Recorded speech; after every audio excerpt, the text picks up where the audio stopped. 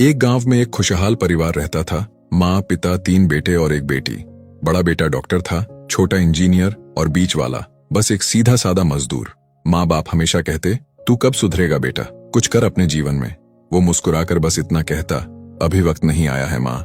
समय बीता, दोनों बड़े बेटों की शादी हो गई। बेटी की भी शादी अच्छे घर में कर दी गई। सिर्फ बीच वाला बेटा ही रह गया, न ज्यादा पढ़ा लिखा, न अमीर, न शादीशुदा।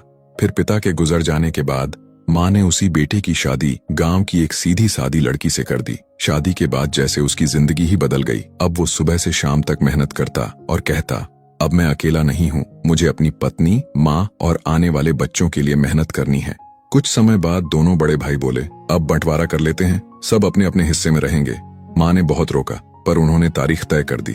वकील आया, बैठक हुई। वकील बोला, आपके पास 10 बीघा जमीन और एक घर है, बताइए किसे क्या चाहिए। बीच वाला बेटा बोला, वकील साहब, 5-5 बीघा जमीन मेरे दोनों भाइयों के नाम कर दीजिए और ये घर मेरी बहन के नाम।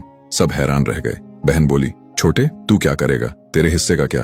भाई मुस्कुराया और बोला, मेरा हिस्सा तो पहले से तय है, मेरे हिस्से में मेरी माँ है। उसकी पत्नी बोली, माँ से बड़ी कोई वसीयत नहीं होती। पूरा घर सन्न हो गया। दोनों बड़े भाई रो पड़े, कागज फाड़ दिए और बोले, अब कोई बंटवारा नहीं होगा, क्योंकि माँ किसी की हिस्सेदारी नहीं होती। उस दिन के बाद वो घर कभी नहीं टूटा, क्योंकि अब वो दीवारों से नहीं, दिलों से बना था। निष्कर्ष, दुनिया की हर चीज बांटी जा सकती है, जमीन, दौलत, मकान, गहने, पर माँ का प्यार कभी किसी हिस्से में नहीं आता। माँ घर की दीवार नहीं, उसकी नींव होती है।